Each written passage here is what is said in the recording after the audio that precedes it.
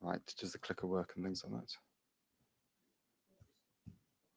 Can you go back to the slide so I can, you've got it, and then back to the slides. So, I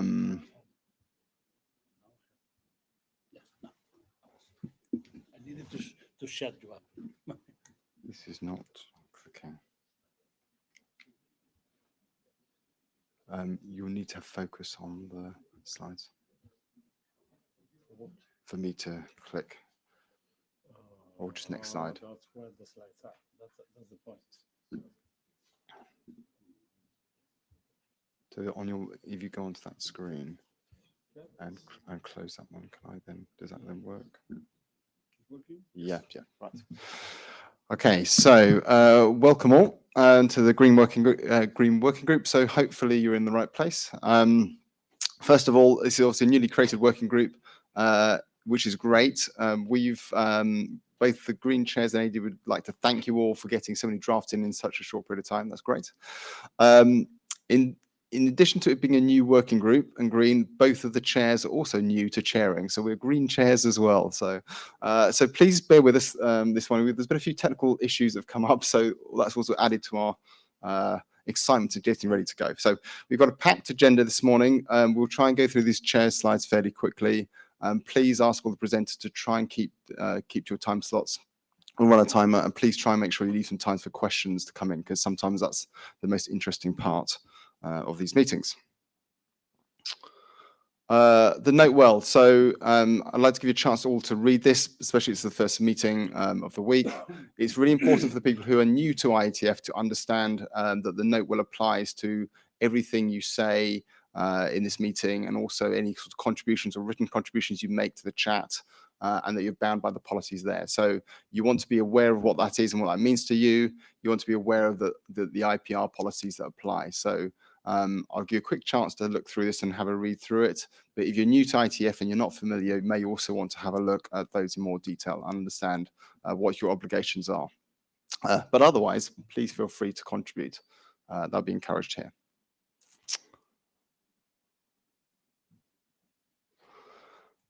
Okay, I'm going to hopefully skip through to the next one. Yeah. Oh, we've gone back. Oh, no. Sorry, it's my fault. I can't go to the middle slide. I've got it, fine. So note really well. The other thing that's very important to understand in the IETF is that actually we all work together as a community, and we're all collectively working towards a single common goal, which is trying to make the internet better and advance internet technologies. It is important within that we all treat each other with respect and courtesy, and listen to other people's views and take those on board, and try to sort of not curb passions. Passions is good, but try and make sure that the interactions we have are polite and cordial, and we treat everyone like nice fellow human beings. If there's any issues and things, there are various sort of people you can talk to. You can come talk to the chairs. You can talk to the ombuds team if there's any sort of issues like that. But please speak to us first. Probably we may be able to help massage things as we go through. The agenda today, as I said, is packed agenda. What we're trying to do in terms of how we've grouped this is to split it up into different slots. So we've got a slot talking about requirements, we've got a slot talking about terminology, we've got a slot talking about metrics, and finally about models. And we've given time for the individual presentations within those slots, and we've given a little bit of time to sort of discuss after some of those slots in terms of trying to work out what the next steps are, because we need to get to the point where we get working group adopted documents, and we need to get some effective sort of consensus within the working group of how we move forward on each of these things. Just noticing that Joe's walking into the room. Thank you, Joe. One thing that will be useful today is making notes. That helps us effectively, and it's also the written record of what the working group has agreed on, and consensus is helpful. It's particularly helpful though for those people who are presenting to understand what the questions are and what comments are. I would invite everyone to help make notes. I think we'll put into the chat the link to the note-taking tool. Joe has kindly offered to help drive the notes, but if everyone else can contribute, particularly if you make comments or ask questions, it'd be good for you to go back and check that what you've said has been captured correctly. That'd be really helpful if you can do that. So that's our agenda today. It's fairly packed, and we will sort of get through it as soon as we can. A couple of other reflections. So at this point, I think I might invite Mahesh to come up and just talk briefly about what he sees, the focuses of the Green Working Group and priorities.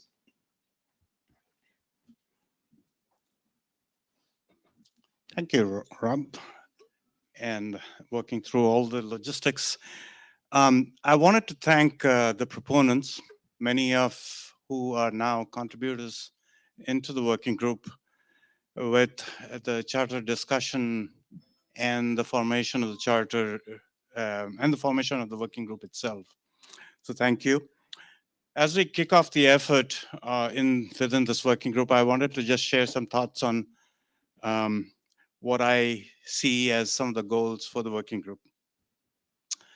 First is, of course, the requirements document. The requirements document, in my mind, should be a living document, documenting the requirements of the working group and specifically the use cases within it. So expectation is that that document will evolve as the work group evolves with its charter. And in my mind, hopefully it never becomes an RFC, but I'll let the work group decide if they want to do that. On the topic of requirements, ideally, we should be looking at use cases first before determining requirements. Trying to state the requirements before we have actually gone through the use cases, to me, is like putting the cart before the horse. So in today's meeting and the following meetings, I hope we can evaluate each of the use cases and validate them for today's environment and whether we want to address them in this working group.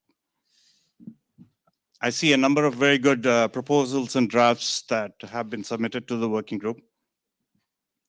Even if the current charter may not support some of them, remember that the charter itself is not cast in stone. So the expectation is that once we have gone through the initial set of documents that are within the charter of the working group, that we will, in all likelihood, update the charter. And that includes the drafts on sustainability. It is an important topic, I realize it, and sustainability, but it's not in the current scope of the charter of the working group. Sustainability is now part of a research group within IRTG called Sustain, and there is a draft charter discussion of that research group happening as we speak. So I would welcome people who are interested in that topic to go forth and have your voices heard in that research group. And that is it. And the chairs will, at this point, I guess, shed more light on what is the charter or what is in the scope of the working group. Over to them. Thank you, Mahesh. So, yes, to carry on to that, I think it's great to sort of make sure that the working group is focused on what's in the charter. So during the charter discussions, it became quite clear that what we're focusing on is like energy efficiency more than wider sustainability at this time. So we're going to structure the work into these requirements, foundations, which includes terminology and metrics, and then modeling proposals that are covering both getting statistics, energy statistics off devices, and also being able to have some level of control over those devices. I think one of the things we would like to focus on is trying to get a simple starting model, a base model that can be extended, rather than trying to make a huge model that covers too many things. So we want to start small and build up. There's also, we got some alignment with other activities and things going on within the IETF. There's other working groups that we will defer work to, but also beyond that, there's other organizations that we want to make liaisons to. If anyone is interested in helping write those liaisons or draft the text of those, please reach out to the chairs, because any help would be appreciated as well. But otherwise, we would like to try and start sending some of these out, hopefully before the next meeting. I've lost. Just on to the next slide. And then so after this meeting, effectively, we'll see where things progress today, but we want to work towards adopting documents in these particular areas as per the charter. And so hopefully we'll get some indication on each of these categories, and the possibilities are we select a particular draft as a starting point, or the authors together collectively work towards agreement towards a document that the working group can adopt. We may consider also a design team if that's appropriate in particular areas, or more likely maybe one or more interims. We'll plan to schedule those between IETF 121 and 122. Making progress on the list would be helpful, and if needs be, you can always email the chair's alias or find Diego or I this week as well. And I think that's, I'm still on track time-wise. So, on to the first presenter. Okay, and nobody coming to the queue, so I guess that now I have to find how to get out of here and present the next one. That is Luis, and that's how time to time.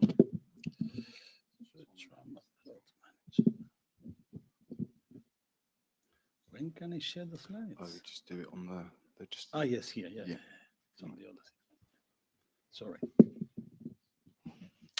Good morning, everyone. This is Luis from Telefonica. I will present this draft about the requirements and use cases, or use cases and requirements, on behalf of my co-authors, Emile, Marisol, Benoit, and Chin. So the motivation of the draft was basically cover part of the charter items, so the definition of use cases for managing energy efficient networks. Also to work on from those use cases to collect and identify requirements that could allow an efficient management of energy efficient networks. And here, echoing the words from Mahesh, yeah, the idea is we are departing from, or we somehow are acknowledging the requirements that were already identified in previous work during the BOF and also the work in EMAN. But this is just a kind of collection of requirements. For sure, we need to go through the use cases and somehow, identify what could be the ones applicable to the green working group. And that would be based on the use cases that we identified in green. But somehow we are acknowledging the requirements identified in the past so far. And also we propose a framework that was as well discussed during the BOF. Basically these are the goals of the draft. So regarding use cases, well, we have identified in version 0.0 one generic use case that would be the one of about proportionality. So somehow that we can module the consumption of the network according to the traffic that is being observed. That is a generic use case. For the new version, we are considering additional use cases. Somehow in the draft, you will see, well, by the way, the draft is very, very draft. I mean, it's a real work in progress. So yeah, we need to consolidate it. This is clear. By now, the approach that we are taking for the use cases is somehow landing them, the definition of use cases in the open issues section. And then the idea will be to work on them to identify what could be the relevant use cases that identify new requirements. So this is more or less the approach that we are following. So for the version 0.1, we have included already in the use case section one about the incremental application of the green framework. We will show the framework later on. And we are considering in that landing section 3 additional use cases. One is about the multi-domain obtention of metrics, and for that we are we are looking at the case of a particular case of network slicing.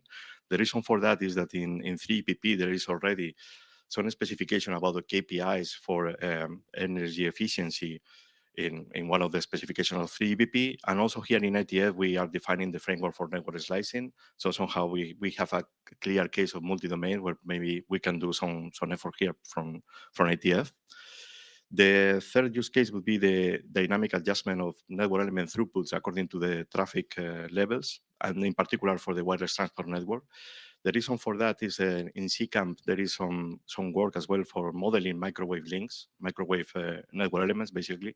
So we have the possibility of automate in an automated manner of controlling the power of the radio links. So that could be also an interesting case that is leveraging on outcomes from IETF. And also the fifth case, we are considering the video streaming use case, so having a more efficient delivery of video traffic, which is the major part of the traffic that is now being carried by operator networks. As work in progress, so somehow there is also some work in an additional use case based on some inputs from NGMN, and would be about virtual network elements. We are sure that there will be some other use cases, and the idea said is somehow identify the use case, process the use case, check if there are unique requirements that could come from that use case, and then consider them for the document. For those other use cases that probably do not provide unique requirements, probably we can think on maybe documenting them in the wiki or something like that. We have some proposals at the end of this presentation. So regarding requirements, we will not cover here the requirements collected in the document. Please check the document for that. Only to mention that somehow the requirements listed there are coming from the above and previous documents, that all the discussions that we have. So we have we presented during the above the operator requirements, but also there were additional drafts already presenting some requirements, and for sure all those requirements coming from the EMAN working group. The next steps are the harmonization of the requirements and basically the association of use cases and requirements. So as Mahesh mentioned, so the first step is to identify the use cases, from those use cases to derive the requirements. That would be the process to follow. But by now we are acknowledging all those requirements that were identified in the past. Regarding the framework, as said, there was some discussion during the BOF. This framework was presented that consists in different levels: the device component level, the controller that would be the piece where we expect to have the energy efficiency management functions and those capabilities, and also the network domain level, where basically we will have some information that could be useful as well for performing that efficient management from the perspective of energy consumption. So this is included as well in the document. So as next steps, we acknowledge that the document now in version 0.0 is being very, very draft status. So we need to consolidate it, basically make it more readable, that's clear. Also that we have some content that probably could go to other documents, for instance, the terminology and so, but by now we include it because it somehow allow us to get the flow of the document, but probably all those parts should be out. We would like to incentivize the discussion on the draft, on the content of the draft. So for that, we have the GitHub. The idea would be for the people interested on that to raise issues and put requests, and using the mailing list for getting the consensus, the discussions, and so on, and also from our side to periodically socialize the changes in the document. You have the link on the GitHub in the slide, and so you can go directly to there. And also as next step, we were proposing maybe to have an interim meeting so that we could advance on the identification of those use cases, and again from these use cases the requirements. And as I said, maybe some of the topics could go to the wiki if there are no justification to keep them on the document, or just for avoiding a very large document. And there could be some of the topics that identified here so far. So the energy per customer, the component on frequency, capacity, these kind of things. So it's a matter of discussion. And with that, I'm done, I think. Yeah, no more. Please. So Carlos Bernardos, UC3M. So thanks for the work. I think this document is really needed, but I have some comments. I would like to fully echo what the AD said. I think we should focus on the use cases before. The document has a lot of useful content, but it's hard to, well, not hard, but it's not that easy to follow, because I think we should have first the work focus on the use cases that drive the requirements. Yeah. So fully agree also on not consider those that are partially related or that don't have specific requirements for the green working group. And then I think at that time will be the time to work on the framework. So I think we should, my opinion is that we should focus only on the use cases at this point, then drive the requirements, and then go to the framework. And maybe the interim focusing on the use cases will be a good idea to avoid the endless discussion that typically we end up in IETF on use cases, and not closing that document before we do the actual work. Thanks. Thank you, Carlos. Let me say that taking into account the time that we have Ali in the and then we will have to close the. Sorry, Philip. Thanks, Ali Rezaki.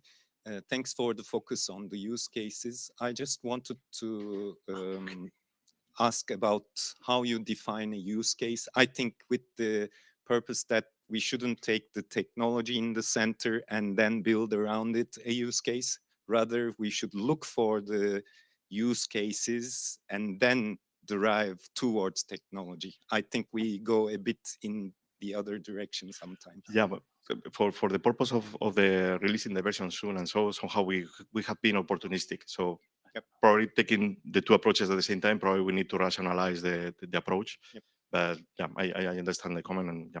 Thanks. I did try to log, I cannot log into the IETF data track. So This morning I had the similar issue. Yes, that's true. you know, expecting somebody to add themselves to a virtual Have you, yes, that's the interesting scaling stuff. Yeah. Yeah, I mean, maybe you can put the comments into the chat. Is that possible? You're not? Are you on the connected to the client? because I can't reach that either. Drop us an email.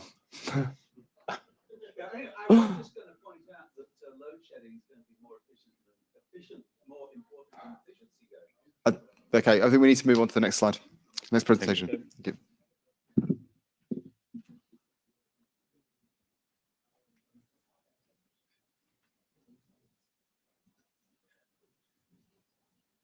Luis, who's going to present the terminology? Oh, right. Okay. No, it was. I was not sure who of you. So that's. I understand your preference is Luis, but anyway.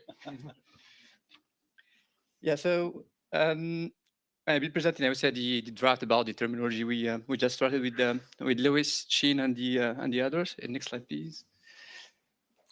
You can. You want me to? And yes, I have the. But anyway, that's Okay. Yeah, so this is just a reminder for myself because sometimes I forgot what we have in the charter. So just to keep it focused, we need to agree among us about, I would say, a set of terms and a set of metrics that will ease for us the discussion when we will come up to the solution space.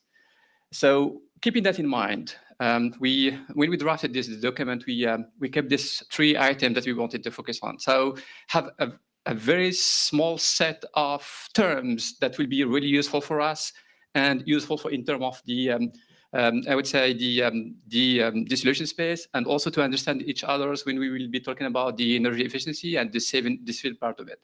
The intent is not to have something which is really comprehensive. That's not our goal. We don't want to list every term which is related to energy. That's not the term. The objective also. It's not also our objective to define new terms just to define them. So if there's a usable term that we can just steal from existing documents, we will do that. The documents that were produced by EMAN working group are really useful, and we will grab a lot of terms from there. And in addition to that, we need also the definition of the matrix, because there are various ways to compute, I would say, the energy efficiency. If you go to the 3GPP, they have their own models, BBF, they have their own models, and so on. So we need to have a common ground to understand what the others are doing before we start defining something in our own. The last part is the inventory of the SDOs are doing on this area. For the last part, the purpose is just to give the context for the people to understand what is doing here in the field. The purpose is not to maintain it there. One day we will just remove it once we decide that it's not useful for us at all. So with that, we came to a very short list, and for me it's too long because some of those we can just remove them, but we need help from the working group to help us, I would say, make the selections. And also, if there are, I would say, terms that really are useful but we don't capture in the current version of the draft, this is really welcome for you to receive this kind of, I would say, input from your side. I want to go to give you the definition we put behind of it, because this is not the purpose. The purpose is just to give you the spirit and the rationale we allowed when we built this document. So that's it. Really, we try to stick to the charter, very focused, not a comprehensive list of terms. We need some metrics to understand what the others are doing, to build so that we can leverage on it. And we hope that this can be used as a starting point for this item of the working group.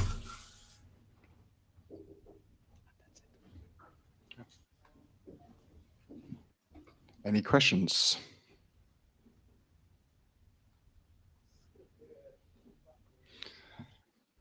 So you have 6 weeks. Well, very so much but appreciated. just before you disappear, Med, before you disappear. So I'm looking at the sort of in terms of the terms and requirements. Again, I think we want to try and keep the set very narrow, So I think that's good. I think reusing ones we already know and have, I think that obviously makes lots of sense. Obviously, we've got a couple of presentations on the sort of terms and things, trying to consolidate those down into one document. I think we want to do so. Again, after the next presentation, we'll have some bit more discussion, hopefully, in terms of trying to work out how we get towards one document and towards adoption. Like a plan. Yeah. Okay.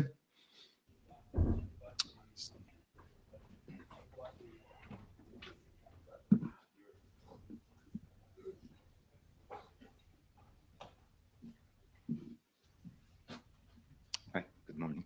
Good morning. Just to move the. Yep, thank you.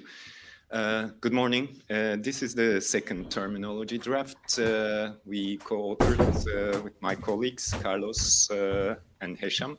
I present on behalf of all of us. We want to first acknowledge that this draft has been authored prior to the Green Working Group being chartered, and it was discussed in the e-impact program as part of a larger draft that also included sustainability considerations.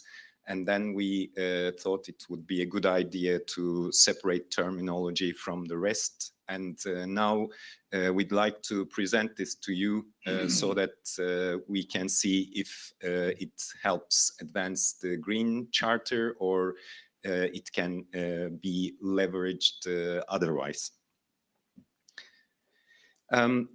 So, as I said, it's on sustainability-related terms and concepts, and basically the target is to support the evaluation of internet technologies with respect to their impact from an environmental sustainability perspective, and it is trying to create a common understanding for us all as vendors, operators, designers, academics, and architects. It starts with defining what sustainability is, and for that, this rather classic definition is used, and it's coming from some decades ago when this field was started with the UN Commission on Environment and Development. And it defines sustainability as meeting the needs of the present without compromising the ability of future generation to meet their own needs. So it's rather long-term, future-oriented when we talk about sustainability. And it has a systems perspective in it, in that you need to consider not only environmental, but also social and economic factors. Now, having said that, I personally think this is rather a human-centric definition, and within the decades that followed, we came to realize that we are not alone in this planet, so it's not enough to meet the needs of future human generations. We have to meet the needs of the planet as a whole. So in that, this definition is also, I would say, it has to evolve. Now, as the previous terminology draft was trying to focus on certain topics that needed to be, let's say, relevant to what's going to be used in this working group, our perspective was a bit wider, that we wanted to include what might be relevant for the whole of IETF and IRTF. So the current document contains some 30 plus definitions, as you will see, and we were even thinking of expanding it further. Now, these are the ones that are currently in there. It doesn't want to move. No. Yep, thank you. And This one, right? yeah, so on this slide, you will see the UN Sustainable Development Goals. So it is the, let's say, lighthouse for everyone working on sustainability outcomes. Lots of technology enabler development is being done, of course, in IETF as well as other standards organizations and research centers, universities, and vendors. But I guess the top starting position for what we want to, let's say, impact are these UN Sustainable Development Goals for 2030. So they are in there as well. As an example of the systems perspective we took in this draft, I want to share with you this, one of the terms we defined in the draft, which is the donut economics. It might sound a bit weird or strange, but it's not something we are unfamiliar with actually as engineers. It's talking about trade-offs or compromises or balances.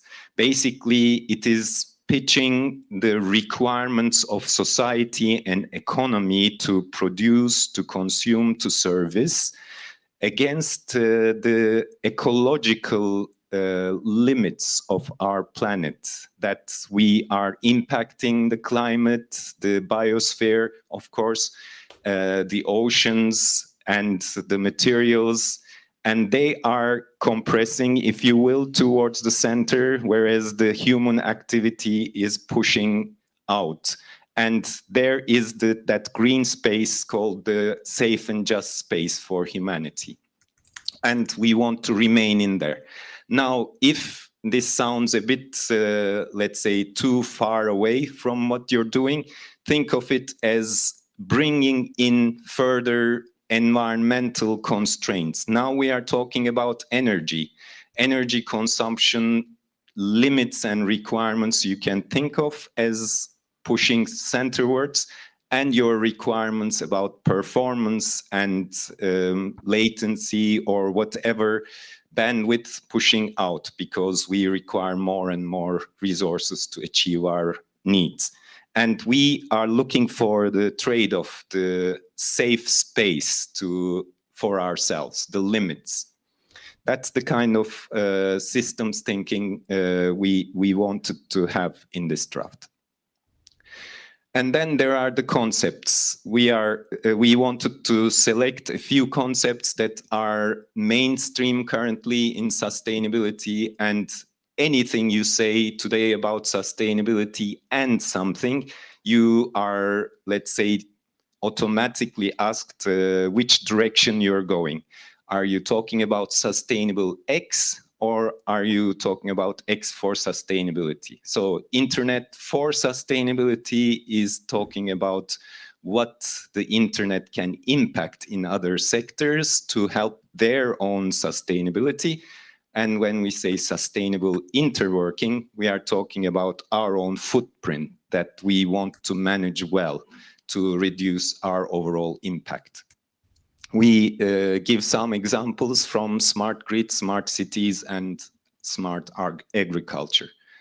Now, the last concept we introduced was the key values and key value indicators, which are basically another term to include social and economic, let's say, perspectives and outcomes into our technology design process.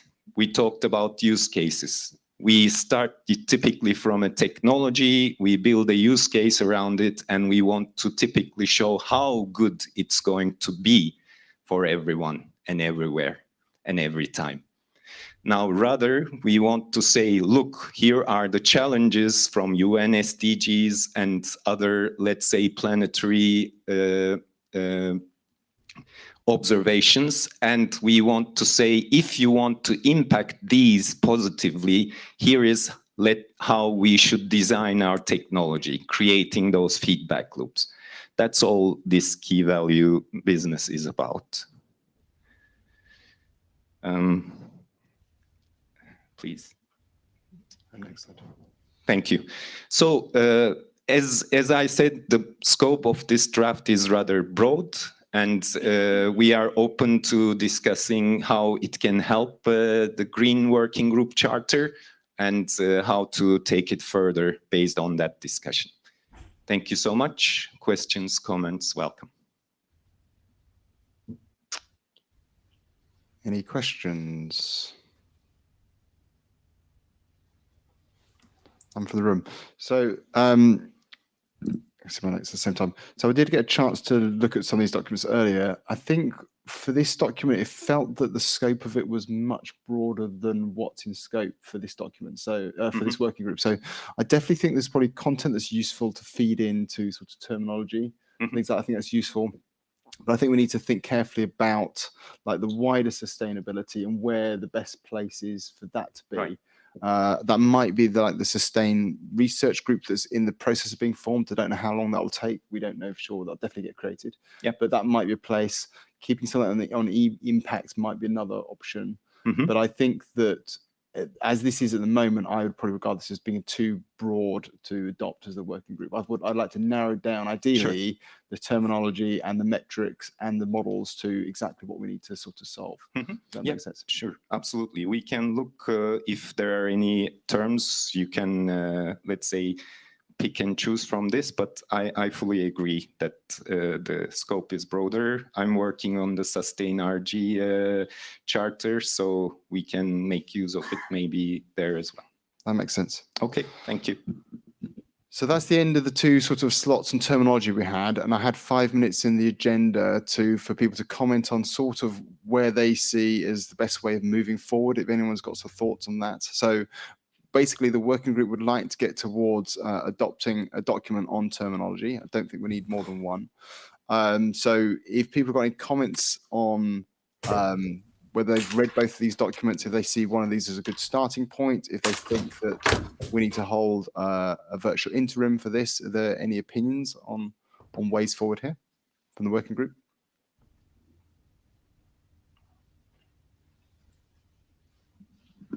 Carlos Bernardo, UC3M. Just to say again, I think an interim will be useful, and I think it's very important to synchronize the terminology with the use cases, because the way you describe a use case to be homogeneous, I think it's very important to keep that in mind. So I don't know exactly how to do that, but I think we should keep that in mind. In general, we have tried to identify what should be the foundations of what they're doing, and we understand that on the one hand, use cases, terminology, and when talking about metrics, because metrics are very much connected with terminology as well.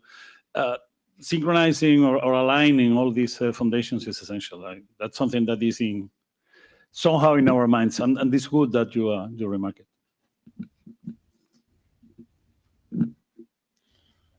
Show of hands to see how many people read the terminology drafts.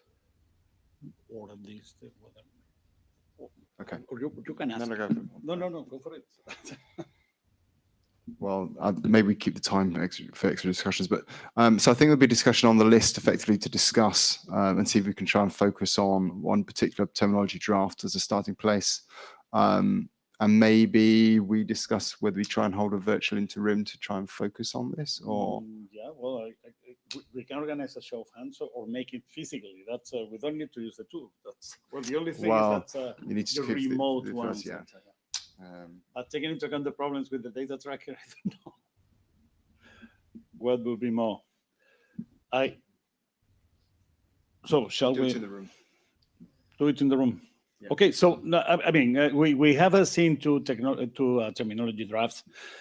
I guess that from the discussion it's clear, or should be clear, at least for me, it's clear that there is a clear candidate to be the basic terminology draft. Just to confirm it, if you can show your hands whether you think the first terminology draft has been presented this year, right?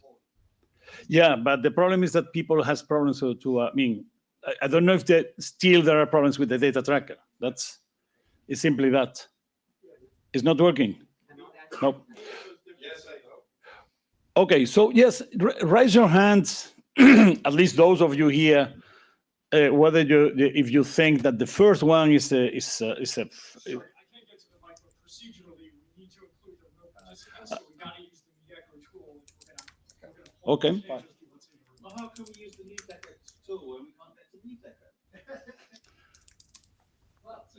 Well, we can make it and just count your hands here. That's simply is the What's the question? which whether the who believes the first draft is the right the right starting point for terminology. Yeah, but again, that we're going to ask the remote to ham as well. would be interesting, indeed.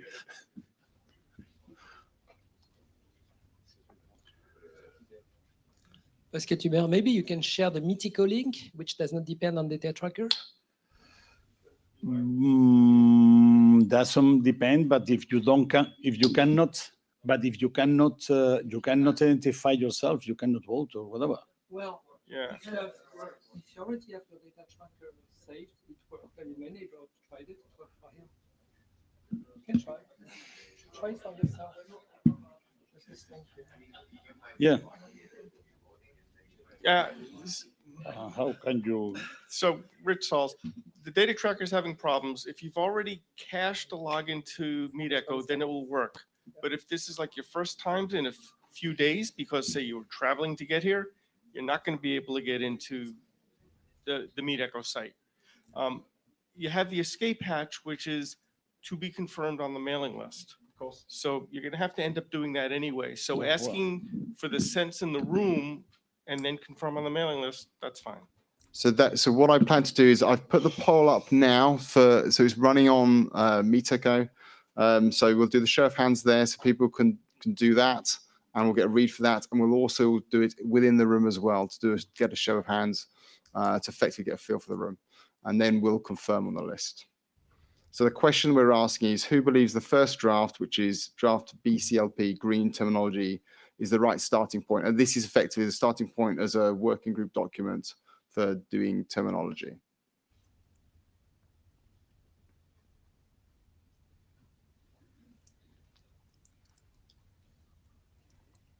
Right, so I think in terms of, it's still going up.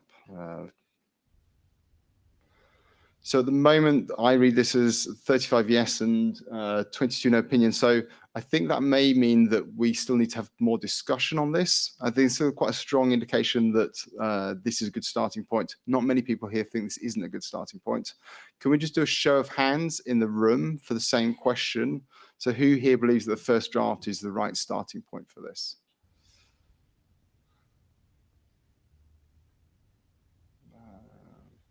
Okay, so it's mixed. Okay, thank you.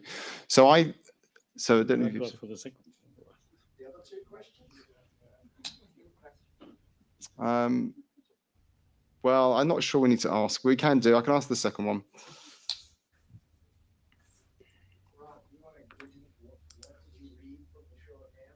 I think there's quite strong indication that that's a good starting point.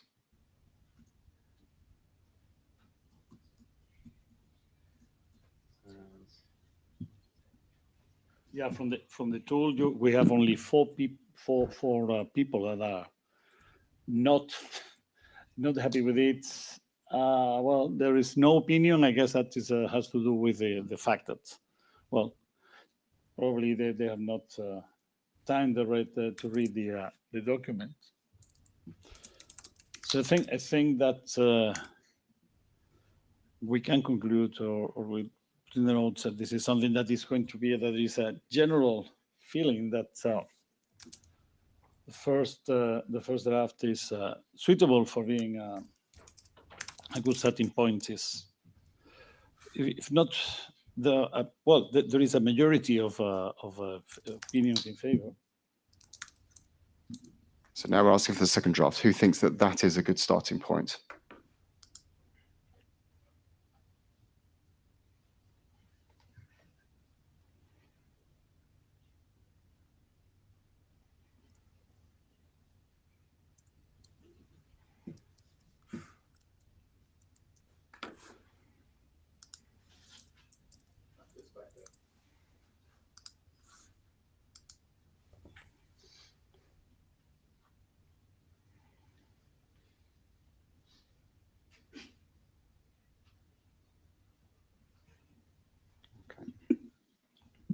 And I'll ask the same question for the show, for like a show of hands in the room. So who believes the second draft is a good starting point for this work? Okay, thank you. So, I mean, my read for this, which will confirm from the list, is it feels like the working group's leaning towards that first draft being a good starting point. And I think it means we need to take sort of some input in from that second draft. But I think that that is the direction I think I see reading this room. Okay.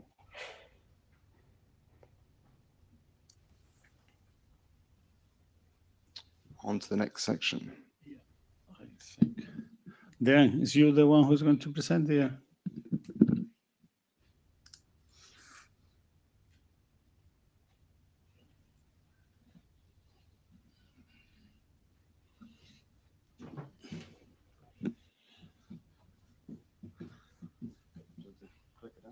Oh, yeah, thank you. So I just want to say that Croatia has a better shirt than Spain. Spanish shirts are, like boring, although they are much better team. You think about you have an incomplete version of this. With yes, it's always good to start, with a little bit of humor. Makes everything more relaxed. Hi, I'm Dejan Bogdanovic. I'm going to present the energy metrics for network operation draft on behalf of Tony Lee and myself. I started to look into energy efficiency distribution in some areas locally in Boston, and was learning about the energy problems. And as we were, as a community, trying to look how we can make our energy efficiency more impacting our design decisions, I thought this might be a good area to put in some energy, because we all know about the rising energy cost as well as the environmental concerns. It's not unusual for a big tier 1 network operator or a big data center operator to pay in the order of billions of dollars for energy costs per year. And if they can make the energy efficiency, if they can improve the energy efficiency, they can save hundreds of millions of dollars. We did some calculations based on the data that we have that I cannot share, but it is a significant amount of money and energy that can be saved by fixing few things around. But in order to know that, we have to be able to measure where and why we should be doing that. So we have to be able to standardize and saying we are comparing apples to apples, and not that each one of us, each vendor chooses which conditions are best for them, and then based on that, make a decision. This is what we will be following and marketing. This is the button to press to go forward. Yeah. Okay. So as objectives is define clear measurements, how to measure it, what is the formula to provide it, what is methodology used to measure under what conditions, and how to report. And with that information, use that information into our design decisions. Is it the design for the protocols for network management, or even design of the networks?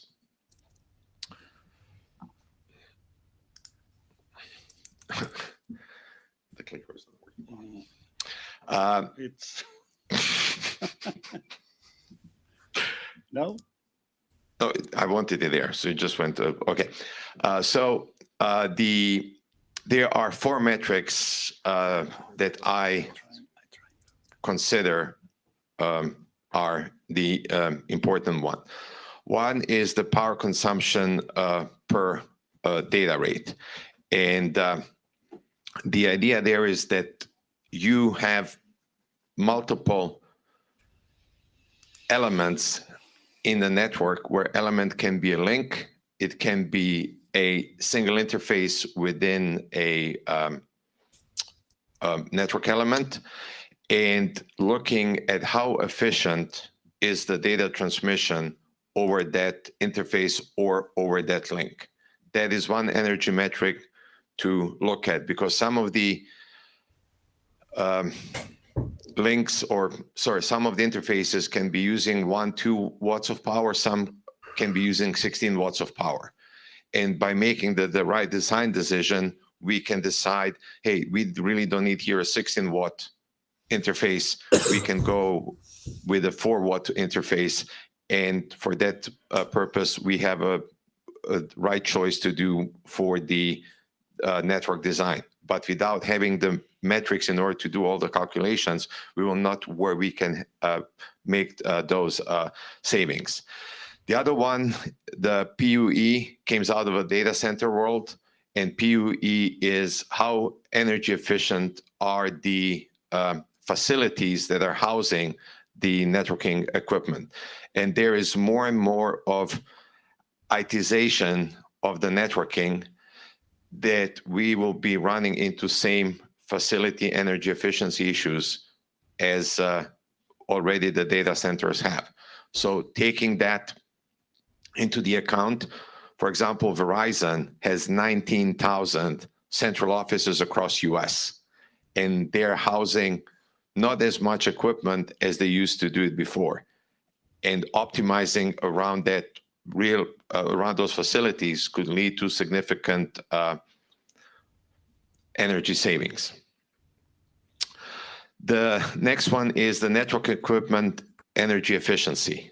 And this is when you're looking the network element as a whole, how well does it forward the traffic at different levels compared to using the energy.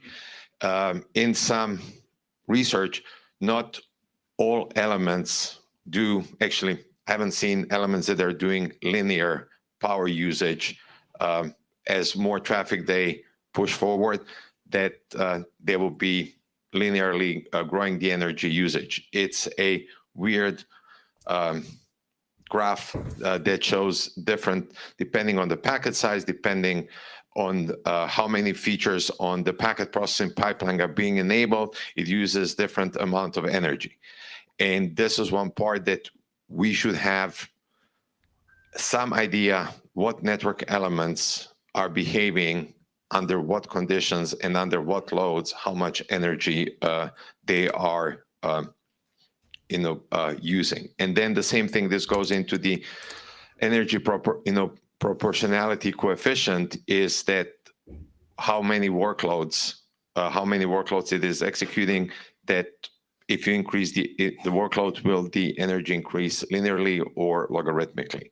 Those are the things that we have to start looking into and trying to standardize, that we can compare, not just based on the vendor equipment, but we can also then look into at what point in the topology the element is executing certain workloads and how much energy will it be using. From some other work that we heard in the BOFs and within the IETF, and from the research area, we know that environmental factors are impacting the energy consumption. And trying to standardize testing conditions will be very helpful to find out these are, how the equipment is behaving. In the facilities, we are always trying to put in a certain standard conditions, but there are conditions on the towers that are different because they are much more environmentally exposed. And towers are one of the biggest energy users in a network. So trying to get the right reporting under what conditions that power load was being reported is an important in order to get to the right decision. We cannot eliminate all of the factors, but if we know the factors that are being reported, it will be, much more helpful in the comparison and making the decision. The measurement methodologies, it's another part where we will have to do more work. How we want to do we want to do direct measurements or estimations? For example, there are various levels of power usage reporting that is available today within the network vendors and their equipment that they are providing. So there are some ways how you can do pretty good estimations today, but if we can say these are the measurements that we need from the equipment would be very helpful. For example, the PoE switches support power measurement on every single interface, where depending on what's plugged in, that will give you the power utilization. Where if you go to a regular switch that is not PoE enabled, you will have to do estimation of the measurement based on the SFP that has been plugged in. Just as, okay. I think this is almost the end. And if we can decide on the methodologies, we can then improve the monitoring tools and sensors that can enhance, the standardization process for us to make the right decision. The reporting guidelines, again, are always important. Hey, this is the frequency, what we are doing. We know that from the SNMP world, if you are taking it every 15 minutes, stuff are getting normalized and you're losing some information in between that. So there's a choice between how often you want to measure for the results that you will be achieving. And as we've been trying to standardize on the data format, because we expect to receive tons of data, we should have also good data format that is easy to analyze and that is a common standard. We're out of time, so if we take Okay. questions quickly. Yeah. Question, comments? We have the first. Jingguang is remote or? Okay. Can you hear me? Yes, your audio is not great though. We go ahead with your question. There are numerous metrics listed here. Has any consideration given to converting these metrics into a uniform metric or several simple metrics for easy application? So you're asking about how metrics can be aggregated?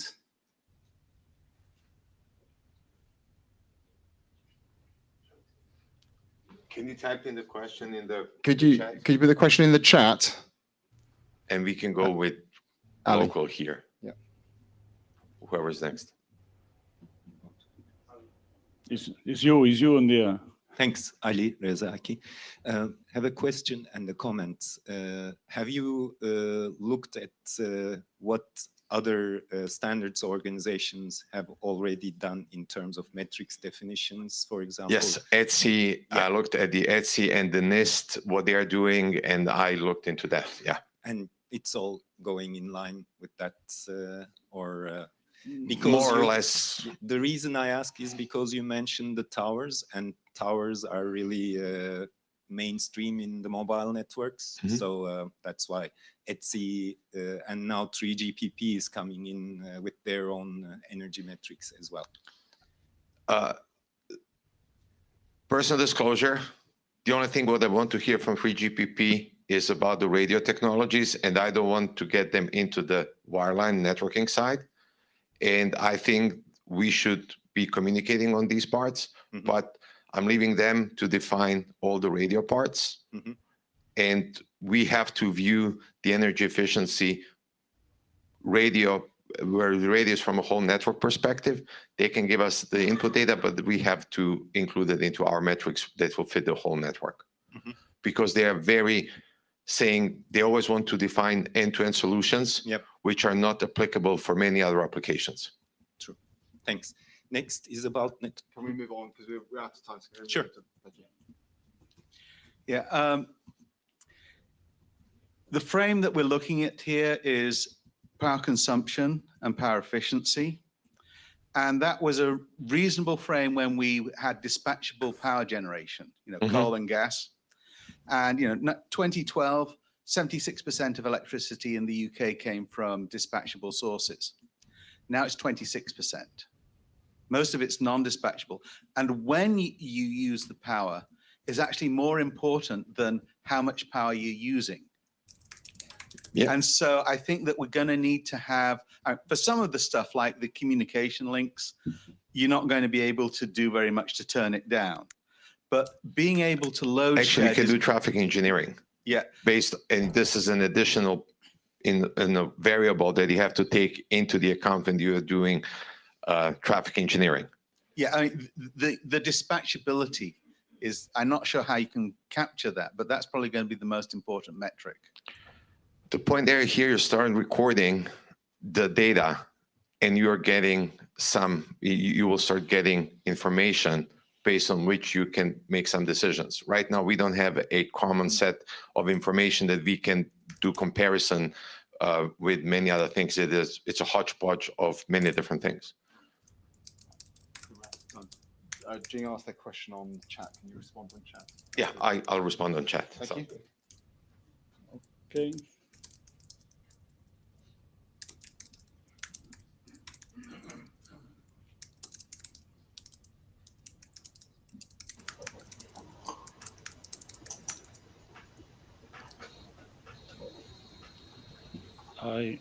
My take is Alex. Yes, you're connected. So go for it, please.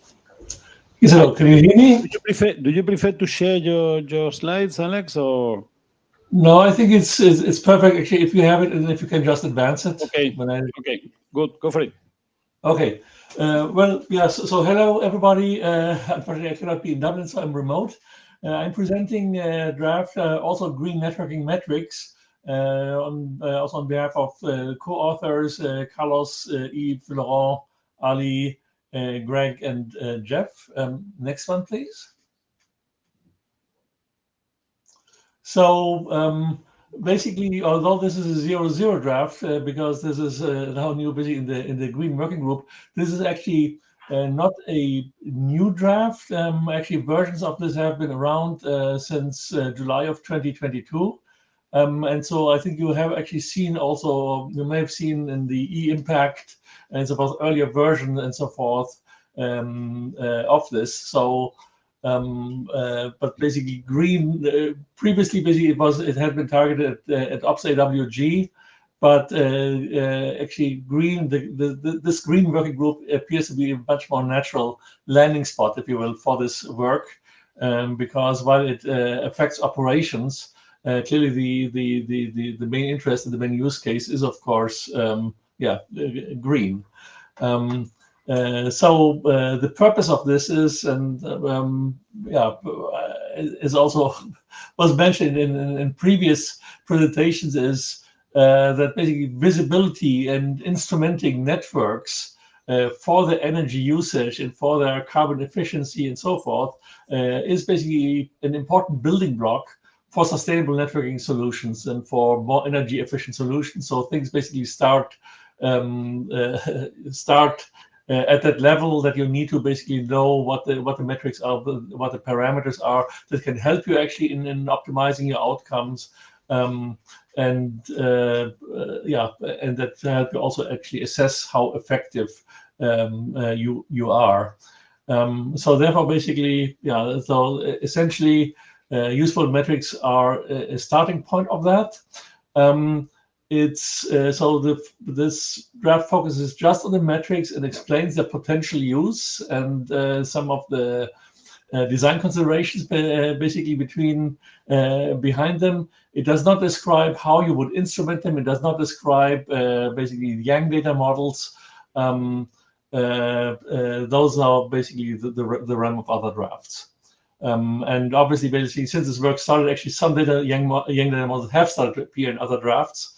So there's basically some complement here. Next one, please.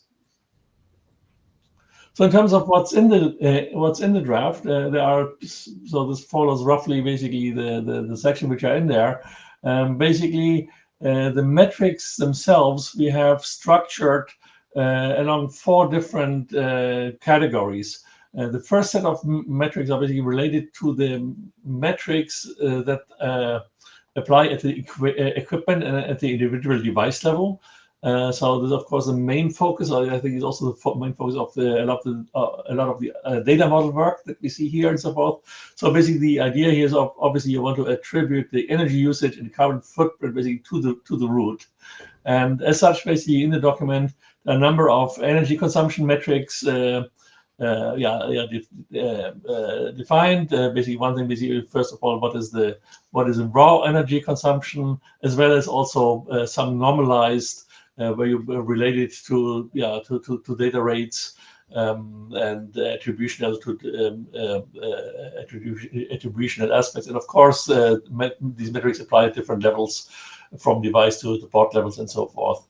Then there are a couple of other metrics beyond pure energy consumption. So this includes sustainability factors to account, for instance, for power mix, or and likewise, there's also a section concerning virtualization considerations on virtual energy and virtual footprint, since a lot of solutions also rely on virtualization these days. So the question is basically, how do you attribute the energy which is incurred by the physical infrastructure to those virtual entities that you have there? Next one, please. So then beyond the device and equipment, basically the next level that the document is considering is flows. This basically, can you attribute the energy usage to flows and to service instance?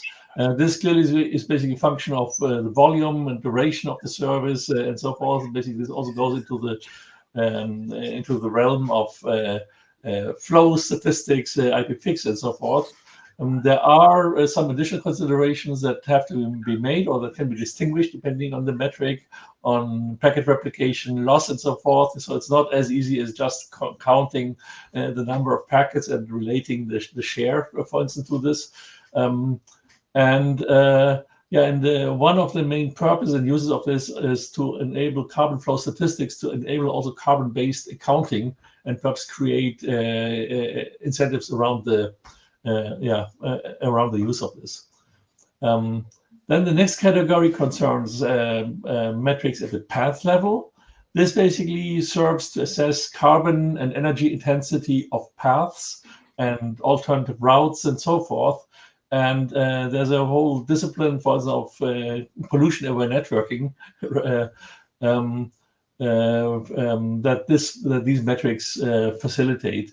And there is also, I think, there's another draft actually later in the session on the path energy traffic ratio and so forth. So this basically plays into that same space. So this basically would be an example of a path metric. And then finally, of course, you have the network at large. That is basically the holistic picture of what is being optimized. That is not just about the individual device, but for the operator, of course, the concern about the network, or basically the carbon and energy outcomes as a whole. Next one, please. Next slide. So then beyond the metrics themselves, there are other aspects of consideration that are being addressed here. And basically this is divided into these subsections. So user perspective, this concerns basically which metrics make sense to expose to users and so forth, that can perhaps help direct or guide basically greener outcomes, basically in terms of how communication services are being used. Then basically there is the holistic perspective that basically looks not just at the energy consumption, but also takes into consideration basically how do you account for energy sources. Clearly, basically, if you have something that's powered by a diesel generator, that is perhaps less less sustainable than if you have something powered by sustainable source and so on. Also, how do you account for other things, or how metrics can basically attribute things such as for HVAC, for hidden devices that may not be instrumented, which play a large role in the overall equation as well, how those could be considered. Then there's a issue concerning the equipment life cycle and the embodied carbon sustainability of that. How can this be factored into then basically the issue of certification? How do we know basically that, for instance, that basically the values, the metrics that are being reported are true? Can they be trusted? How do you deal with imprecision and uncertainty? Actually, turns out in many cases, actually, it may be advantageous, or actually, it's not easy to give one particular value. Many things can be better specified in terms of ranges. So how do we account for that? Clearly, basically, our existing data models are not very well equipped, perhaps, to express these directly, but it's an important consideration for applications. Then, basically, as also mentioned earlier, there are green metrics defined elsewhere. So IETF is not the only and not the first place to do this.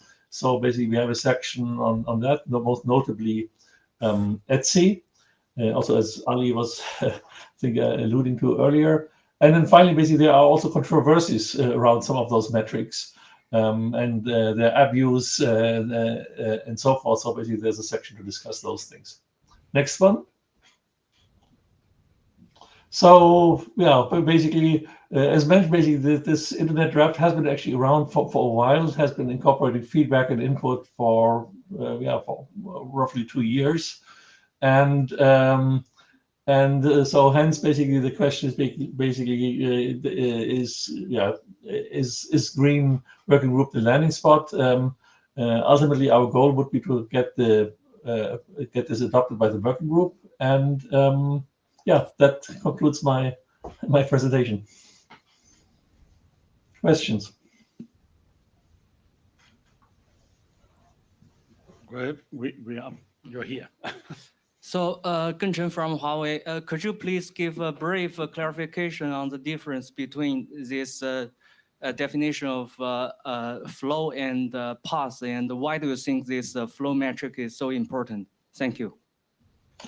Oh, well, the flow concerns basically about the actual energy, for instance, consumed by a particular service instance or by a particular flow instance. So think, for instance, the flow record, right? You keep track of all kinds of statistics there, and it's and so basically the energy consumed that can be attributed, or the share of that of carbon basically that can be attributed to the flow is something that would go into that. So basically also the volume of traffic, the duration of the flow, those things factor into that.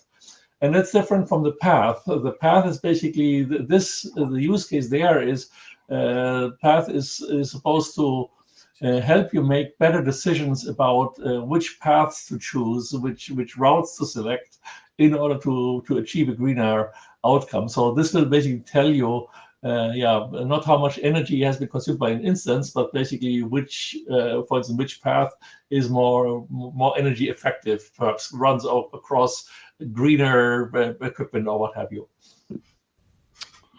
Okay, so thank you for that. We're sort of running a bit over time, so at this stage, I think we'll move on to the next section where we're discussing models, and then effectively, hopefully, there'll be some time at the end to come back and just sort of discuss next steps for the wider work. Thank you. Thanks.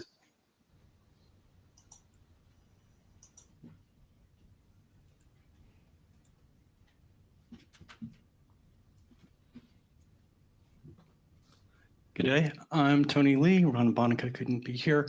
We're presenting a Yang model for doing power management. If you've been at Ivy or NetConf, this is exactly the same presentation that we've presented at previous IETFs. Go back to your email. I'll be talking very quickly, try to keep up on time. Please keep up.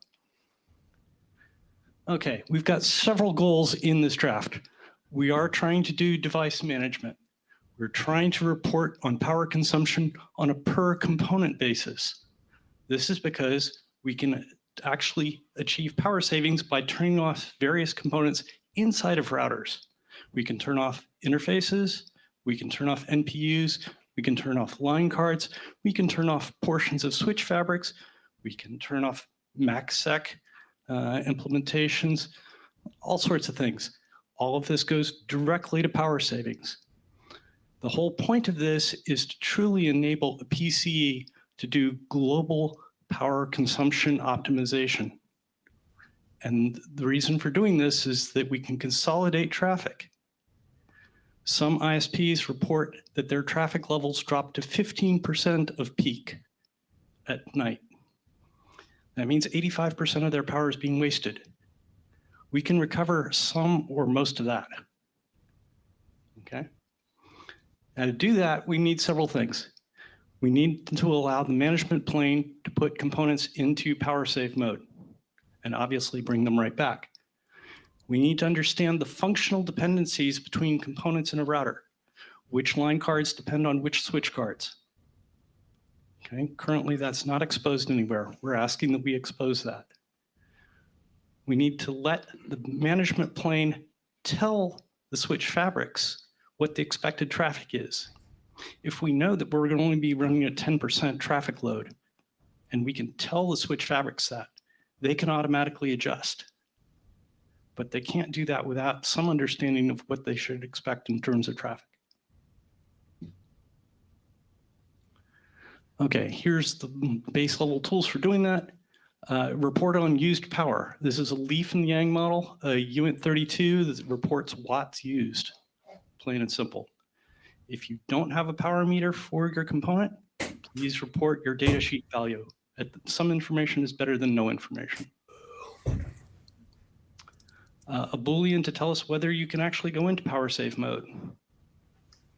And rewrite, excuse me, this is the rewrite to actually turn it off, put your component off.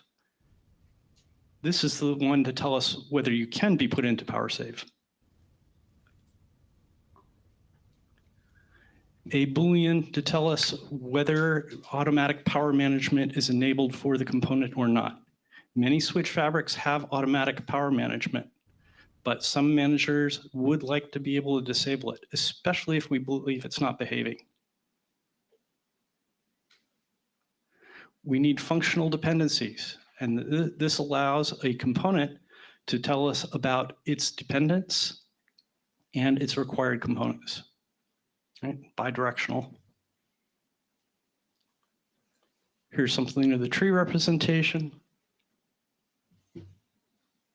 We want to be able to do traffic planning. Again, we'd like to be able to tell the switch fabric, hi, we're only expecting 10% in traffic for the next 15 minutes. You can turn off a lot of your resources. And so tell us how much traffic you're expecting in terms of bits per second, both input and output on a per interface basis. Okay, that's all on the slides I've got. This is a relatively simple model. Yes, there are infinite numbers of things that could make it more complex. We are trying to crawl before we run. At this point, we are very much looking for collaborators. In specific, we'd love to have somebody who's a real Yang doctor. Neither of us are Yang doctors at all. And we also would like working group adoption.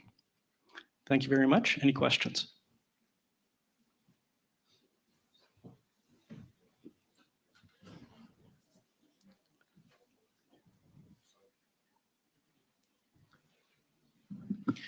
Hello, I'm Benoit. So thanks, Tony. So on your slide about relationship, that's actually a good one where you mentioned the dependencies, right? So I heard also from one of the presentation, we mentioned PoE, right? So that's why we need to have other type of relationships, like this port power controls something else.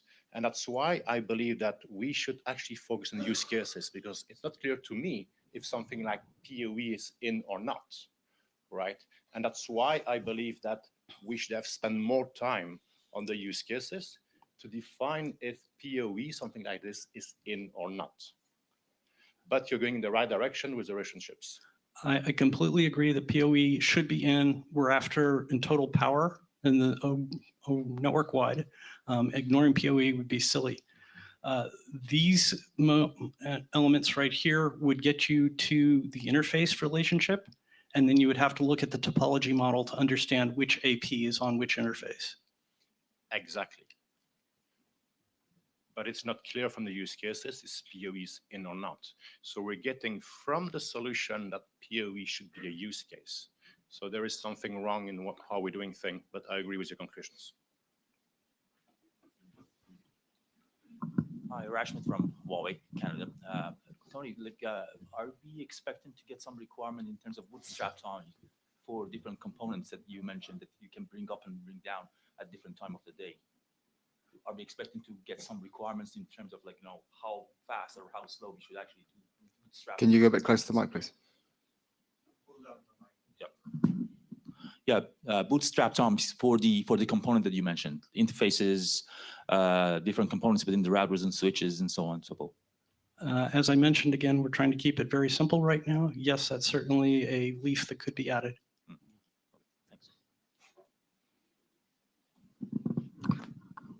Hi, Eve Schuler.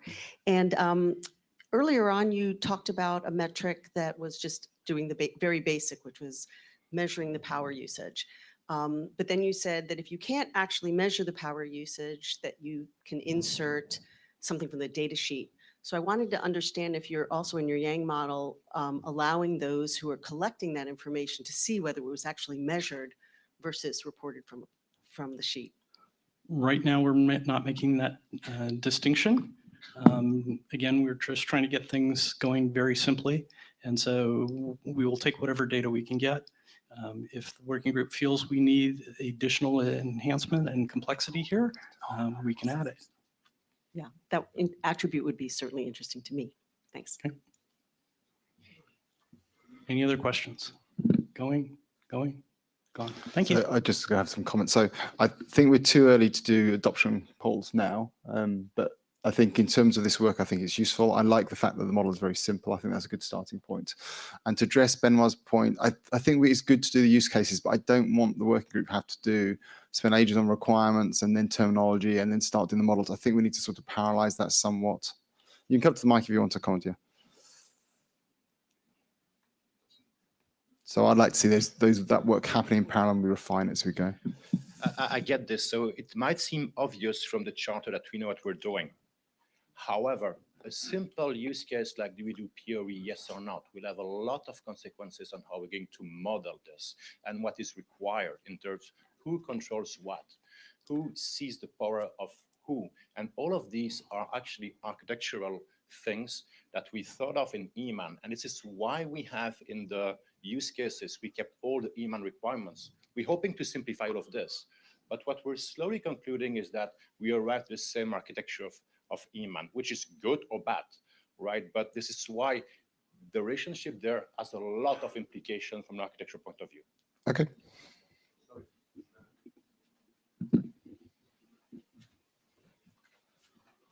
Okay.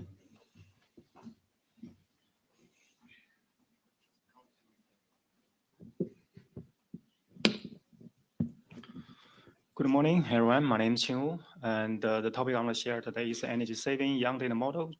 So, similar actually, this is not a new chapter. We already present in the IV transfer to this, working group.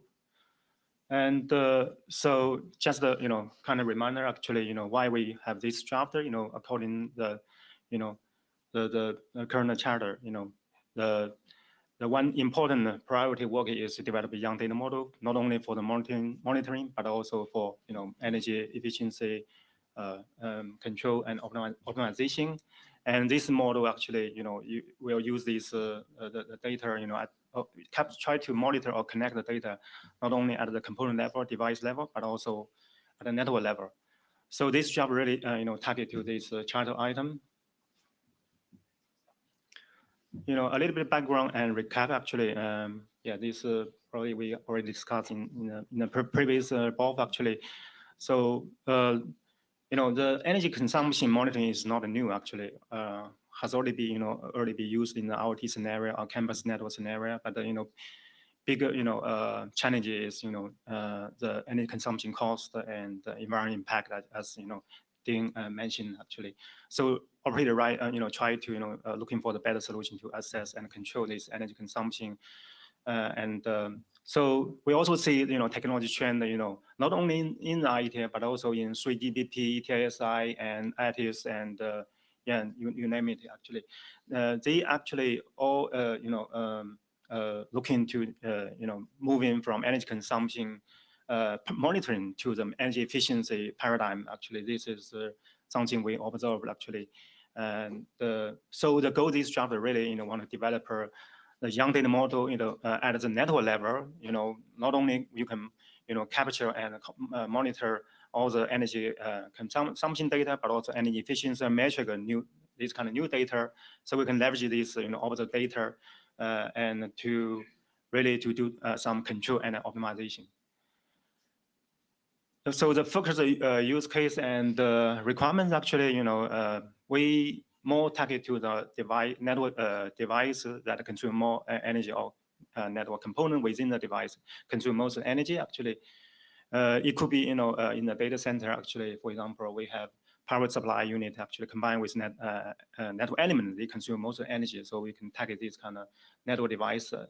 Also, in mobile network or fixed network, actually, we see, a network device will consume most energy. So this is something we look at. So we can, measure not only how much energy has been consumed per device or per network, but also we want to, look into some, new scenario like energy efficiency related use cases. So we can measure this energy efficiency per device and per network. And also this PUE already get presented for many times. Actually, this also kind of use cases. So we break down the use cases into, 4 category. We can, we can discover, what capability can be supported by the network device. We call the inventory discovery. We also can, do the power consumption monitoring, power efficiency monitoring, and more advanced feature is energy efficiency optimization and control. So this is something we look at. Yeah.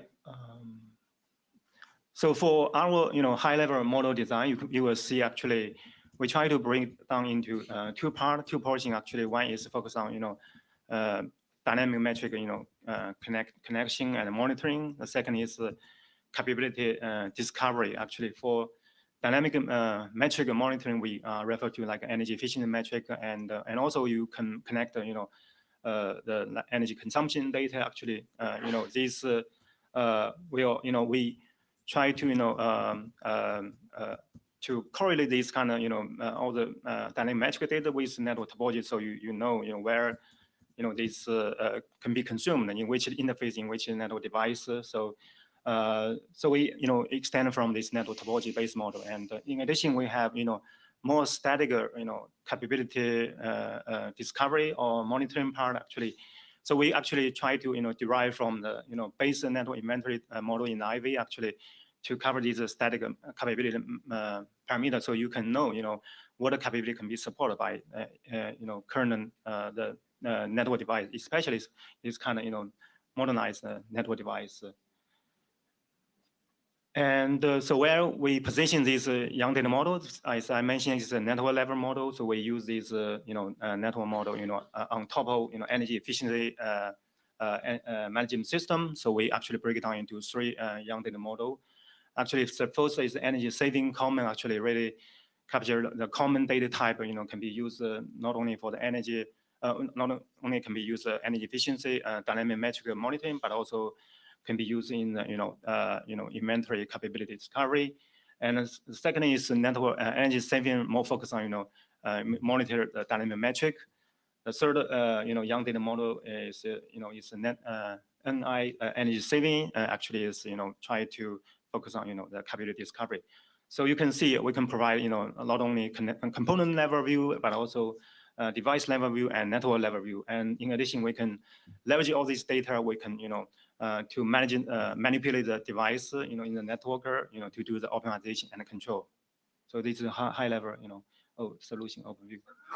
And actually, we already established that GitHub to keep track of all the open issue. We have 2 open issue we haven't concluded, but we happy to get your input. The first is about power distribution unit use cases. Actually, this we actually have code definition from the the RFC 7603. Actually, this PDU usually have built-in metric meters actually to to measure the power consumption for many device connectivity actually. So the question actually is how we can model this kind of PDU and how we can model the connection between the PDU and the network device. And one of the option proposed actually from our author team actually from Telefonica and Oscar actually he suggests we can model PDU as a device, and we can model connection between PDU and network device as a link in the network topology. So this is one option. I also hear some other option, maybe you model as a component, but I think this want to hear people feedback on this. Which option will be best choice actually, so we can to see whether this can be better model. And in addition, actually, we have this one. Actually, second open issue is about distributed control and energy saving optimization. Actually, these can be broken down into the local management and the network-wide management. So I can make a analogy. In the home network, you have air conditioner usually. So you may support local management and network management. So you can use the network-wide management to turn on the energy saving mode, and then you can make this air conditioner to adjust the temperature based on network status changes. So so you can see this local management will be used mostly actually, and network-wide management only used at the beginning of the session. So actually, so this something we actually want to better model this in this network level young data model. And for example, this local management more refer to this kind of dynamic energy saving within the network device. We give several examples. For example, you can adjust the number of the SerDes bus or network processor based on the traffic load, and also in some virtual network scenario, maybe you can allow the the result to be located or released based on the number of the component change actually. So this some other example we gave actually. So we want to better model this in the network level young data model, but currently actually still the open issue. If you have any comments or input, actually feel free actually to contribute. And so for the next step, we think, we have another terminology draft. I think this is really, foundation, make people, on the same page, using the same language, talk with each other. So this is very important. So we think we'll continue to align with the terminology, and in addition, we have a data tracker, as I mentioned, we will, connect all the open issue, and so welcome your input. So that's all from my side. Thank you. Comments?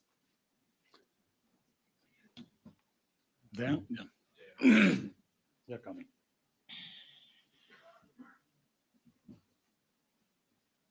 Could you go a few slides back, please? I will just, one more. Okay, so this is a good. So who is the customer in your case here?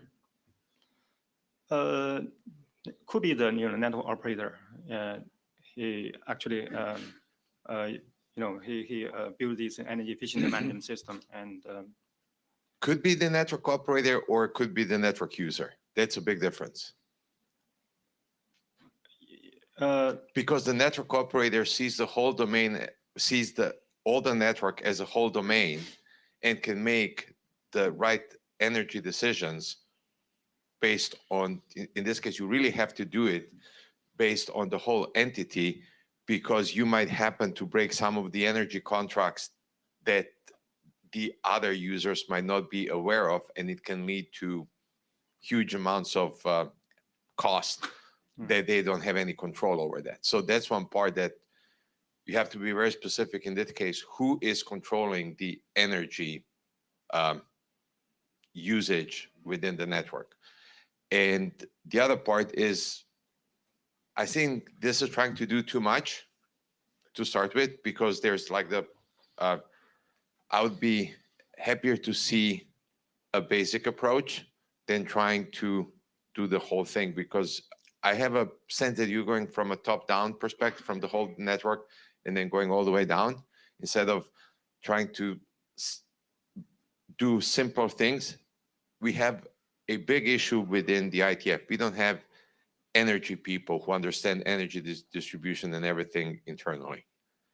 And if we try to learn the basics, the primitives, it will be easier for us to build more complex systems going up. And I have a feeling you're going from top down. And this reconsidering the approach, because you have some valuable pieces in there, and taking the approach from the bottom up would be more useful at this point, I believe. Yeah, I think we, more targeted, network operator, they are bigger beneficiaries. Actually, I thought you maybe, talking about maybe power grid, these kind of use cases. So we think a network operator, yeah, they have control, try to improve network traffic utilization, but also they want to make a good use of energy consumption, so they can, buy the electricity actually, so they have a more control. So I agree with you. Actually, this can be more breakdown. Maybe single domain or multi-domain. Actually, maybe other. I think. Yeah. No, you need to have the key. Okay. There's a multi-domain. Yeah, we didn't want to expand that actually. So this is just the generic, framework we actually bring here actually. So. Okay, we need to move on. Move on. Okay, move on. Thank you.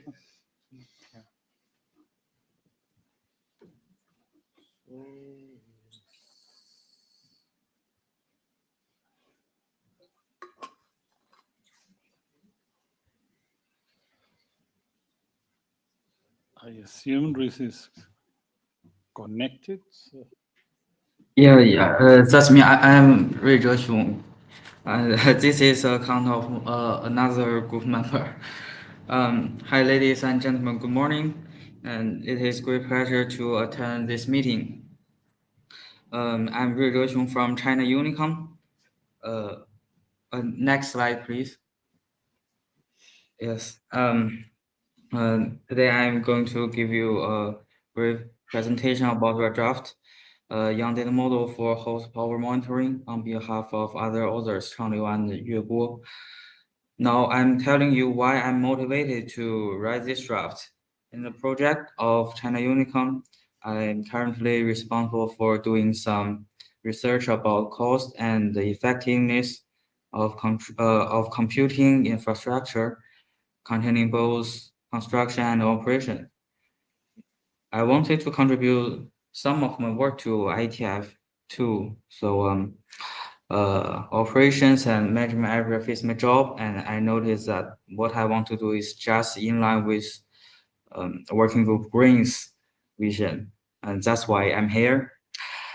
We chose energy consumption as our topic and found that existing RVCs barely consider hosts. So this draft focuses on the hierarchical model among SDN controller, management platform, router, switch, and host. Next slide, please. And this is the introduction part. The first paragraph is the background, emphasizing the importance of energy consumption of IT equipment. The second paragraph gives an overall abstract of the draft. I will explain this hierarchical Young model in the next slide. Next, please. And here's the model structure. In order to show more intuitively, I have added some annotations on the basis of original representation graph. Layer 1 is SDN controller management platform. Layer 2 is router switch. Layer 3 is host. For relationship 1 between layer 2 and layer 3, layer 2 acts as netconf client, and layer 3 acts as netconf server. Layer 3 collects its energy consumption and responds to requests of layer 2 through the netconf agent to provide configuration and status data. Similar to relationship 1, relationship 2 is the client-server relationship between layer 1 and layer 2. In this way, layer 1 can indirectly obtain specific energy consumption data of layer 3 through layer 2. Next, please.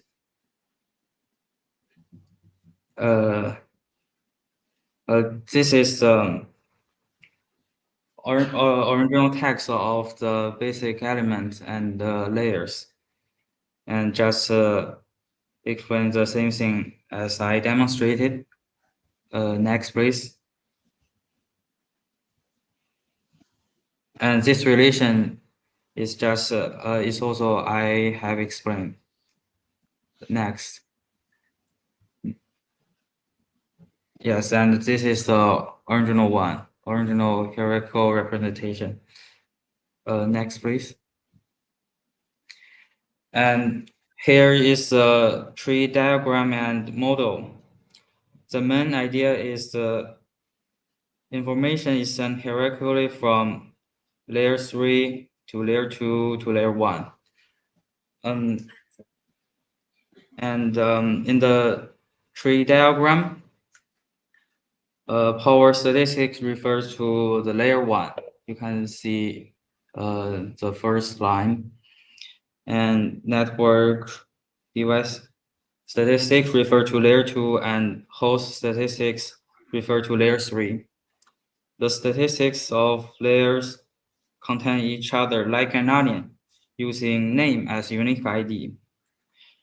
In the Yang model, list is used to show the layer, and leaf is used to show the detailed information like name and the power consumption.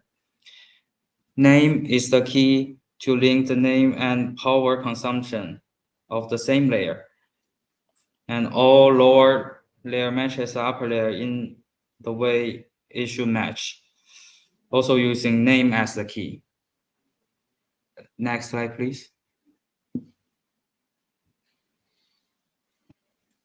And that's the main content of our draft. And here's our contact information. Please feel free to give me some comments and suggestions. Thank you. Okay, we have 3 people in the queue. Okay. Not sorry about the Jianxia Tang because I think it comes from the previous presentation. So then I guess it's you. I would like to get a better explanation of what the layer is, because that's one part that I'm confused in this presentation. And the other part is how is this Yang model different from what we saw from the Tony Lee's presentation, from his proposal? The collecting the data, it's a model that is proposed. This is the model versus that model, but this one is put in a narrow context versus a wider context. So if you could explain it, I would appreciate it. Yes, it's a good question. I think my model is more concerned about the measuring of the energy usage using the hierarchical concept. And Tony Lee's is more focused on the control and control the energy usage. And yes, you say it's more basic. And I think in the flow of the power consumption, we are measuring is in the front, and then it's a control part. So I think our draft is also necessary. My question is not necessarily directed to this particular draft or this particular metrics. My question is in general to the working group. I think there's some amount of confusion in what are we collecting. There's a question of, are we collecting host power consumption? Are we collecting facility power consumption? We probably might need to define, and I welcome opinion in this group, to figure out what is the focus of power collection metrics in green. I feel like you're teeing up Benoit to come back up and talk about requirements again and use cases. But so we'll go back there. But yes, I think as part of this work, we obviously need to sort of refine and work out exactly what these different models and how they fit together. So But we have this component, device, and network, and that's yeah. I mean, that was my understanding coming into the meeting, but we seem to be broadening that. I guess that the point probably is when you talk about network. When you're talking about the network, is you're talking about the network of the facility, the network at large, is something that for us, when we were preparing the charter, probably was very clear, but then we, things pop up during the, and it looks like it's the case. Okay. Keep it short, Dan. Very short. Several tier 1 operators have facilities that use more energy than the network equipment inside. And that is not an unusual case. You're the AD, you do whatever you like. Now, I don't want to certainly impinge on the time or what you have left, but I guess that would be a good discussion to have is when we talk about green in the context of networking, what equipment are we including? Are we not talking about HVAC, power consumption also? Let's move on. Well, let's move on. I think that qualifying this is something that is important for sure, but let me pass. Is Petra, is it Alberto? Okay.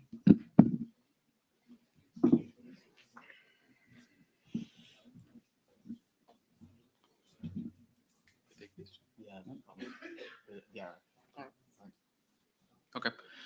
Yeah, this will be hopefully a quick presentation. This is a small draft we have put together that I hope aligns or complements some of the work that has been discussed here today. This is Path Energy Traffic Radio API. I'm presenting on behalf of my co-authors. And we have presented this in the past, well, Luis has presented this in the past in PANERgy, and we are presenting here on Green today. So the motivation behind this work is trying to get some visibility on the energy consumed as the traffic goes through a path. That is probably a very hard problem to solve, so we're focusing on the API for that. We are just trying to think how such an API may look like. We're not solving the hard problem of how to actually get the data. We have defined a young model. Previously, we had a REST API for this because we were thinking more from kind of a controller point of view, like high abstraction controller. And then we moved to Jan to align better with the rest of the work. And big kudos to Jan that did a lot of the heavy lifting on the Jan model. And some of the original ideas that motivated this case were that this could be consumed both externally but also internally. So one use case that we have been looking at heavily is kind of an SD-WAN type of use case where you have an overlay deployed over a network underlay, and then you are trying to get some info from the underlay. But at the same time, you can use an API such this one to do your own internal optimization, for instance, when you are running the network. So we believe that there is a lot of potential for such this API. Yeah, some rationale that we discussed early on, and probably the draft may be broader than just this, but this is certainly some interesting thoughts. That we understand that the energy consumption on the path right comes from the devices that are there, but also the traffic that is going through through those devices. And while we hope we can affect the traffic itself, hopefully, maybe in the future we are also able to affect the baseline component as well, so that there is a lot of room for things to improve over time. And again, as I said, what we're aiming is to have an API that allows us to collect this data from a path perspective over time. We are not making any assumption where this may go. We're trying just to see if an API makes sense. This is the only slide really that you should look at. This is where we are trying to describe what we're after. You see there a network with multiple potential paths, and how hopefully at some point we will be able to retrieve information about the different paths, and then we expose it for higher up layers to consume, and you see the Petra API there in between. We are trying to describe how the API query response may look like. Nothing is written in stone, and I understand that people may have opinions on all this. So again, this is just trying to kickstart some work. A lot of work to do here still. But yeah, some of the things that we define on the YAM model today is like, okay, given this source IP and the destination IP and this throughput, what is going to be the energy consumed and whatnot. And again, all subject to evolve and all subject to discussion. Yeah, as I mentioned, we have presented this in Pan-RG in the past, and this is the first time we moved to green, of course. So the difference from the last version is that we have added an appendix describing a bit the use cases that we are considering now. As I mentioned, like SD-WAN is one of them, or SD-WAN-like things, and then this multi-layer approach to network and how you can look at that holistically. We hope to align this with other use cases, and Luis mentioned a few use cases that may come on the use case draft. So as this evolves, we hope to make sure that the API is aligned with the use cases that may come. And yeah, in terms of next steps, of course, collect feedback and comments, questions, and whatnot here. And then extend the API. Well, we say parameters there, but in really, extend the API to make sure that it makes sense, and see if we can play a bit with a small prototype that we have been putting together. And I think that's it. We can probably go to questions. Hi, Dan Bogdanovic. I'm fully supporting on providing APIs that could be used for traffic engineering. That is very useful work, but please keep it simple. And please, please, please, don't talk about carbon optimization. We have no way to know what is the carbon intensity of the power, what we are using at the moment. They are changing the sources of power depending on so many electric power characteristics that the craziest part of all, they don't do it in any digital way. They have literally phone lines, and they're talking over phones, and they're saying, oh, I will turn up this coal power plant, despite they have all this available solar energy, because of how the network is being used throughout the whole region. Right.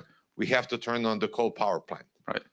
And whatever it's telling you, you're using that much of green energy, this is just as the overall picture, but you will not be able to use it on such precise calculation that you're looking for.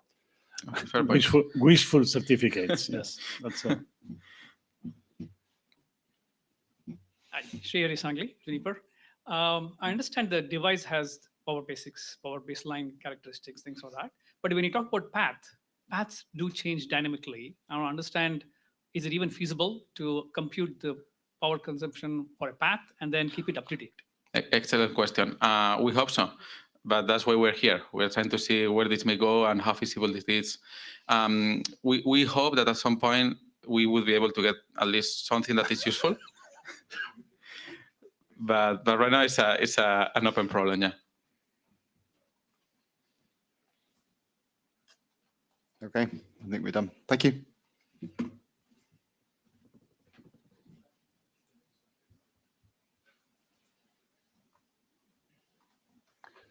Okay, I don't, well, no. Go for it. No, go for it, yes. So we've only got a couple of minutes, so can you keep this presentation short, probably down to say 2 minutes, please, and then we've got a few minutes to wrap up. Sure. Do you control this or do I? Yeah, we are showing you slides, so just let me go for it, Jan. Okay, next. So I think that there's some core principles that we need to agree on in this working group when it comes to how we collect and aggregate data. And this philatelist thing is one of the building blocks for doing that, I think. And where we are trying to define things like what is a provider, what's a collector, aggregator, processor, and roles like that. And you have this PowerF draft that is being discussed in the working group, in the green working group, that is building on these concepts that are defined in here. So I'm trying to make the case that this philatelist should go into the green working group. It's deliberately doesn't have a working group name in the title because we didn't know at the time where it should go, but it will fit nicely here in green. I think you can move on to the next.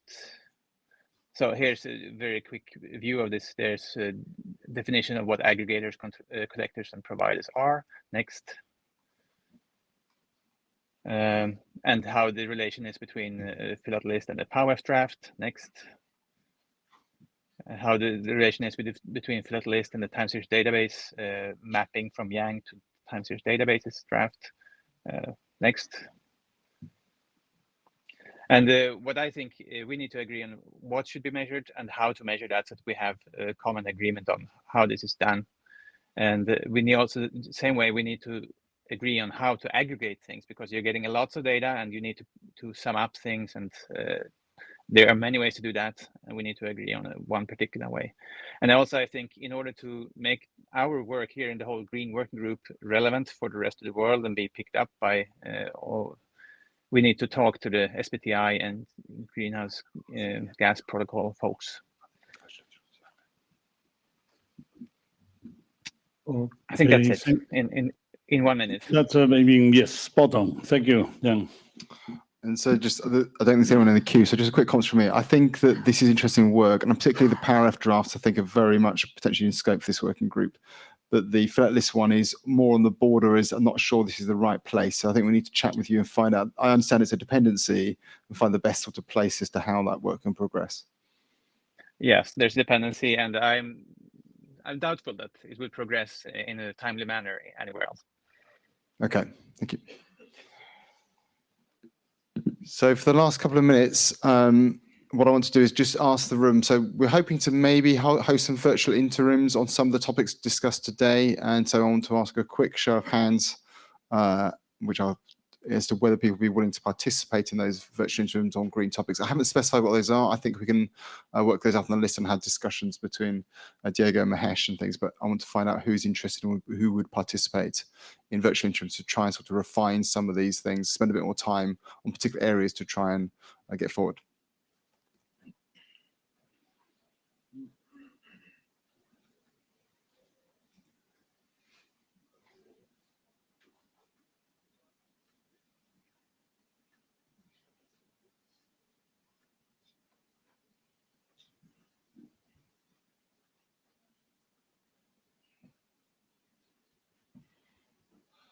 Okay, so I mean, I can wait that's going up. So again, it looks like there's good interest for doing virtual interim. So we'll take that forward and we'll try and sort of get some organized and things. Obviously, time zones are going to be interesting with this. But basically, I think we've had some really good discussion today. I do take on the comments from Benoit and things of making sure we cover the requirements and get enough time to discuss those, and not the requirements so much of the use cases. So that sort of when in scope.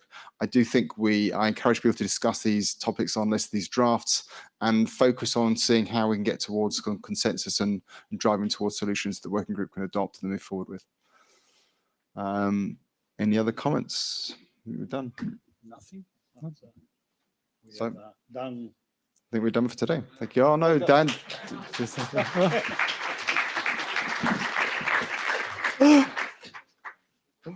Thank you for coming. And for the applause. That's something very much appreciated.